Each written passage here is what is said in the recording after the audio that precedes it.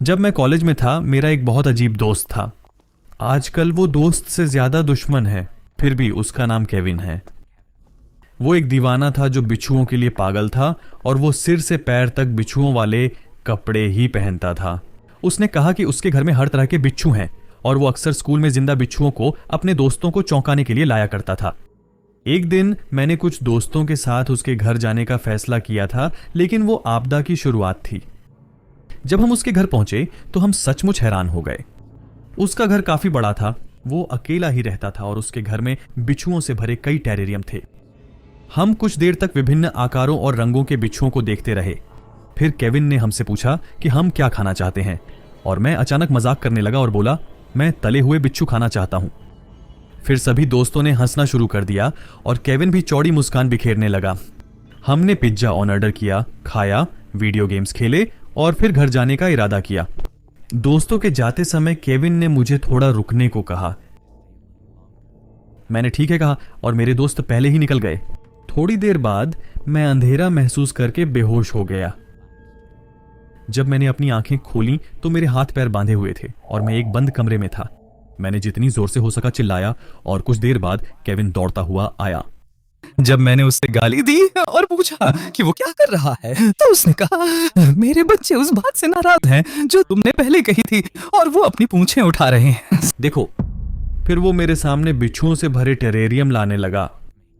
जल्द ही कई तरह के बिच्छू मेरे सामने रख दिए गए और उसने कहा, तुम मेरे दोस्त हो इसलिए मैं तुम्हें सिर्फ 3 बार डंक मारूंगा। इन बच्चुओं में से 3 को चुनो। इन बच्चुओं में से कुछ बहुत जहरीले हैं और कुछ बस थोड़े से। आओ अनुमान लगाओ किसका जहर कमजोर है।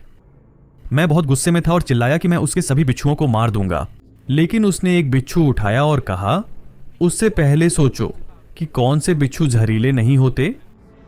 बिच्छू की पूंछ ने मेरे सामने ही मुझे डंक मारने की कोशिश की और भयंकर डर से मेरा पूरा शरीर पसीने से तर हो गया।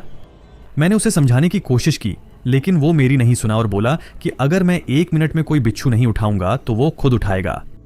मुझे बिच्छू उठाना पड़ा। फिर उसने मेरे बंधे हुए हाथ पर वो बिच्छू रख दिया और बिच्छू ने अपनी पूंछ से मेरे हाथ को डंक मार दिया और फिर मुझे बहुत ज्यादा दर्द हुआ। मैंने पीड़ा से चिल्लाया। उसने मुस्कुराते हुए कहा, अच्छा चुनाव किया। ये बिच्छू जहरीला है लेकिन खतरनाक नहीं। कैसा है? अभी तो पहला ही दौर है, इससे तो तुम बच जाओगे, है ना? मैं चिल्लाया। उसने मेरी नब्ज देखी और मुझसे दूसरा बिच्छू चुनने को कहा। मैं हिचकिचाया, लेकिन उसने दोबारा बिच्छू दिखाकर मुझे धमकाया तो मुझे दूसरा बिच्छू चुनना पड़ा। जब इस बिच्छू ने मेरा हाथ काटा तो मुझे पहले से भी ज्यादा दर्द हुआ और मैं सांस लेने में संघर्ष कर रहा था। मैंने मदद को पुकारा। केविन ने मेरी पुतलियों की जांच करते हुए कहा, तुम अभी भी ठीक हो, लेकिन जो बच्चा तुमने अभी उठाया है वो बहुत ही जहरीला है। मेरे सामने लोगों को जहरीला होते देखना बहुत रोमांचक है। कृपया टिके रहो और मत मरो, अभी एक और राउंड बाकी है। मैं रोया कि सांस नहीं ले पा रहा। वो हंसता रहा। मैंने उससे जान बचाने को कहा। उसने जवाब दिया, दुखद पर असमर्थ हूं। अभी एक और बिच्छू खिलाड़ी बाकी है, इसलिए आखिरी को ध्यान से चुनो।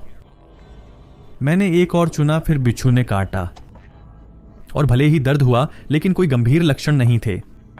तुमने एक ऐसा बच्चा चुन लिया जो बहुत ज्यादा जहरीला नहीं था। तुम लकी हो। केविन ने तालियां बजाईं और कमरे से निकल गया और मैं बेहोश हो गया। जब मैं होश में आया तो घंटों बाद केविन मेरे सामने बैठा था।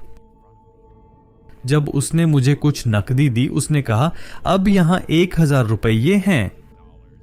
ये आज के लिए एक मजेदार शो के लिए मेरा धन्यवाद है। पुलिस को रिपोर्ट मत करना। मैं बस उनसे कहूंगा कि तुम्हें स्कॉर्पियन को अकेले संभालते समय डंक लग गया था। मैंने उसकी बात मानते हुए सिर हिलाया। फिर उसने खुशी से कहा, अच्छा, मुझे लगता है कि मेरे बच्चे का गुस्सा अब थोड़ा शांत हो गया है। फिर उसने मुझे छोड़ दिया और मैं सीधे अस्पताल गया। इलाज के बाद मैं ठीक हो गया। कुछ दिनों बाद मैं अपना गुस्सा नहीं रोक सका और उससे बदला लेने का फैसला किया। इसलिए मैंने उसे फिर स्कॉर्पियन शो करने को कहा। उसने मान लिया और मुझे अपने घर आने को कहा। मैं उसके घर गया, दरवाजा खटखटाया और जैसे ही उसने दरवाजा खोला, मैंने पूरी ताकत से उसके चेहरे पर मुक्का मारा। वह गिरकर स्कॉर्पियन के टेरेरियम की ओर सरकने लगा। मैंने उसका पीछा करके बेरहमी से पीटा। वो इतना बेहोश था कि वो जमीन से उठ नहीं पाया। मैंने उसकी रसोई से एक चाकू लिया और सभी स्कॉर्पियन को मार डाला। केविन रोया और मैं घर लौट आया। उसके बाद वो स्कूल नहीं आया और किसी को उसके बारे में कुछ पता नहीं चला। पता नहीं वो क्या कर रहा है। मैं बस यही चाहता हूं कि मुझे उससे दोबारा मुलाकात ना हो।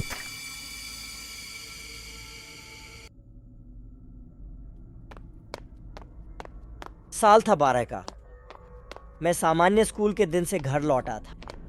उस भयानक दिन मेरी माँ मेरे सबसे अच्छे दोस्त के पिता को डेट कर रही थी, इसलिए हम दोनों एक दूसरे के घरों पर सोना आम बात थी। मेरी दोस्त, जिसे मैं अप्रैल कहूँगा, और मैंने मेरे घर पर स्लीप ओवर करने का फैसला किया।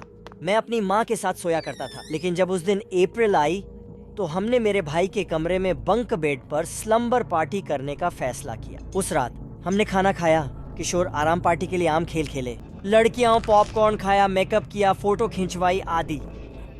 हम रात के लगभग आधे रात को सोने का फैसला किया। रेडियो चालू कर दिया, जिससे व्यू फाइंडर से नीली रोशनी आई जो कमरे को थोड़ा प्रकाशित कर रही थी। अप्रैल ने नीचे वाली खाट पर सोने का फैसला किया और मैं ऊपर वाली खाट पर सोया। रात के बीच में मुझे ठंड लगी और मेरी पीठ, जो बेडरूम के दरवाजे की तरफ थी, बिना कंबल के थी, इसलिए मैंने कंबल को खिसकते देख उसे खींचने का फैसला किया। उसी पल जब मैं नीचे देख रहा था और कंबल खींच रहा था, दीवार की तरफ मुड़ रहा था, मुझे एक आकृति दिखी। फिर मैं जल्दी से मुड़ा और देखने की कोशिश की कि वह आकृति क्या थी। आमतौर पर जब हम किसी जगह तेजी से देखते हैं और कोई आकृति देखते हैं तो हम उसी जगह वापस देखते हैं और कुछ नहीं दिखता, लेकिन इस बार वह आकृति थी। लेकिन अब वह आकृति नहीं थी। वह एक युवा लड़की थी जो वहां खड़ी थी, मेरी तरफ देख रही थी। मुझे उसके चेहरे का हर विवरण याद है। उसके बाल छोटे गर्दन की लंबाई के थे और काले रंग के थे। उसका शरीर पतला था, बहुत ही पतला था। उसकी त्वचा हल्के भूरे रंग की लगती थी। उसकी नाक पतली और नोक की तरह एक मॉडल की थी। उसकी आंखें बड़ी और काली थीं। रात की अंधेरा उन्हें और भी अंधेरा बना देता था और वह वहीं खड़ी रहकर मेरी तरफ देखती रही। वह अप्रैल की तरफ देख सकती थी जो उसके सामने खड़ी थी, लेकिन नहीं, वह मेरी तरफ देख रही थी उन बड़ी काली आंखों से। डर के मारे मैं बिस्तर पर बैठ गया, आंखें फाड़ी और उसकी तरफ घूरता रहा। यकीन नहीं हो रहा था कि ये सच है, लेकिन वह वहीं खड़ी रही, मेरी तरफ देखती रही। जैसे 2 मिनट गुजर गए थे। जब उसे पता चला कि मैं उसे देख सकता हूँ, वह पीछे हट गई, चौंक गई कि मैं भी उसे देख सकता हूँ, और फिर एक झटके में वह अप्रैल के बिस्तर पर कूद गई। मुझे लगा वह वहीं होगी, शायद अप्रैल के साथ कुछ कर रही हो या मेरे सोने का इंतजार कर रही हो ताकि बाहर जा सके। तो मैंने देखने का फैसला किया।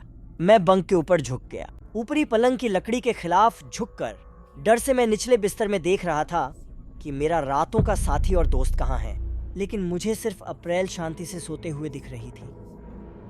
उसके बाद मैं कुछ देर के लिए शांत पड़ा रहा और समझने की कोशिश कर रहा था कि क्या हुआ था, जब तक कि मैं अंततः सो नहीं गया। अगले दिन मैंने अपनी माँ और अप्रैल को बताया कि क्या हुआ था, और उन्होंने मेरा विश्वास नहीं किया। मैंने उस लड़की को फिर कभी नहीं देखा और मैं उस कमरे में कभी नहीं सो सका। आज भी मुझे उसका दुबला शरीर और बड़ी काली आंखें याद हैं जो उस रात मुझे देख रही थी। वह लड़की कौन थी